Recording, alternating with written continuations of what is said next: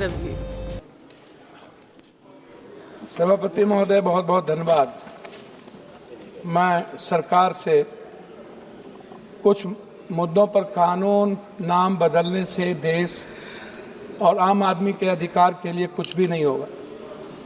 मैं अभी इंडिगो से ही शुरू करता हूं। इतनी बड़ी त्रासदी, बंद, पूरा देश गुलामी की ओर चला गया, बंद हो गया, हम सब लोग कैद हो गए और कल भी कोई फ्लैट नहीं हो रही, लगातार साजिश हो रही है। क्या इस देश के पूंजीपति जो भाग जाते हैं, जो देश में पैसा लूट के चले जाते हैं, या देश में जो पूंजीपति यहाँ रह रहे हैं और जो इस देश के आम लोगों के साथ खिलवाड़ करता है, चाहे वो इंडिगो का मालिक हो, उसके जुर्माना के लिए उस पर क्या कार्रवाई होती है, उसका कोई कानून नहीं है।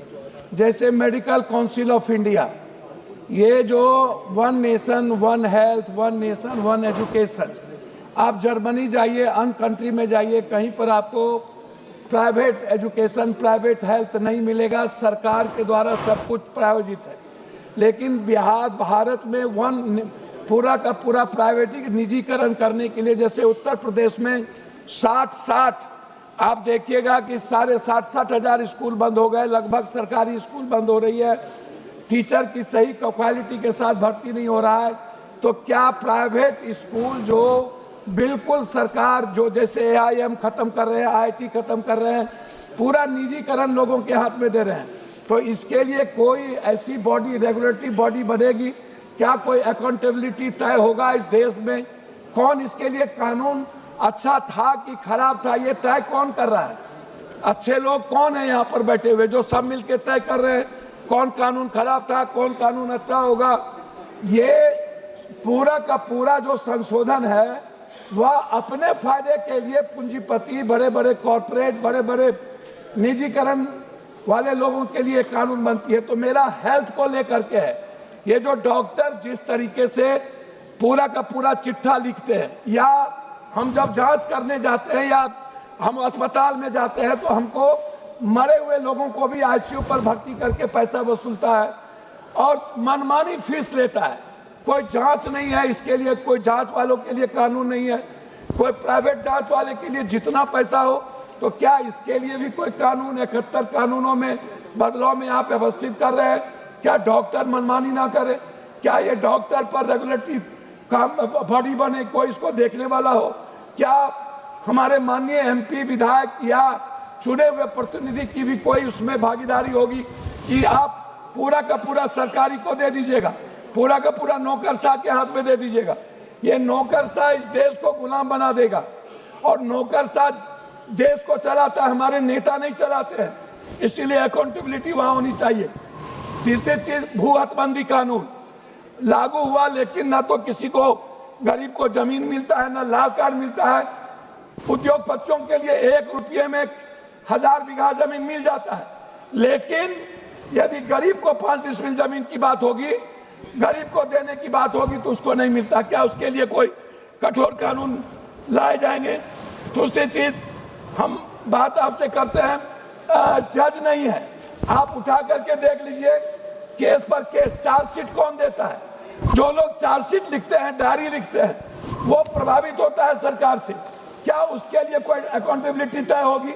गरीब आदमी जेल में रहते हैं, सारे बड़े बड़े पैसे वाले बाहर में रहते हैं, उनके लिए कोई कानून नहीं है। जज पर कोई अकाउंटेबिलिटी तय होगी कि नहीं? कि जज क्या करेंगे, जज किससे मिलेंगे, जज कैसे प्रभावित होंगे?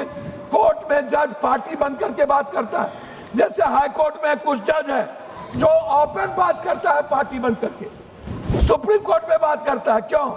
क्या इसके लिए कोई कानून नहीं होगा?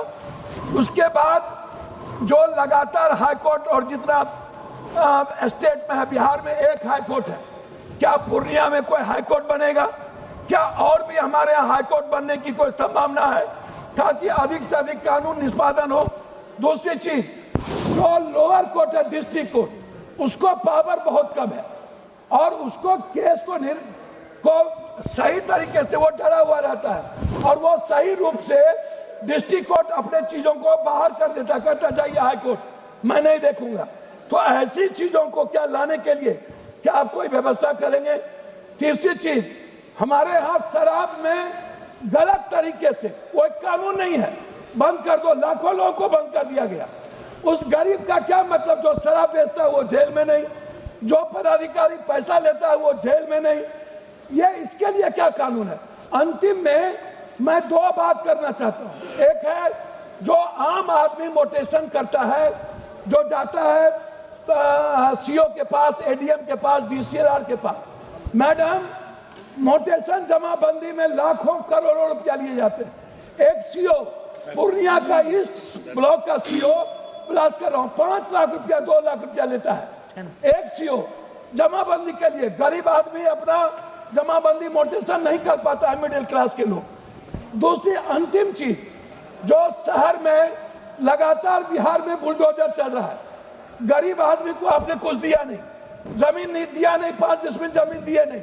शहर में किसी भी दुकानदार को आपने दुकान नहीं दी, आप व्यवस्थित नहीं किया, और उसके बावजूद उसके पूरे बाजार को सब किसको कि मैं सुंदर सौंदर्यीकरण करूंगा, बारे बार आप सरकारी जमीन पे लगातार नाश कर रहे हो। सरकारी जमीन माफिया लोग दिखा रहे हैं मैडम, टोटल मोटेशन कर रहा है, पूरा कब्जा कर लिया, लेकिन आम आदमी को नहीं मिलेगा। इसीलिए इसके लिए क्या कानून है, मेरा अंतिम में आपसे मैडम आग्रह है कि आप अधिक से अधिक जज को अकाउंटेबिलिटी में लाइए, अधिक से अधिक हाईकोर्ट का बेंच का निर्माण करिए। ये मेरा आपसे आग्रह है। बहुत बहुत धन्यवाद। प्रशांत पडोले जी।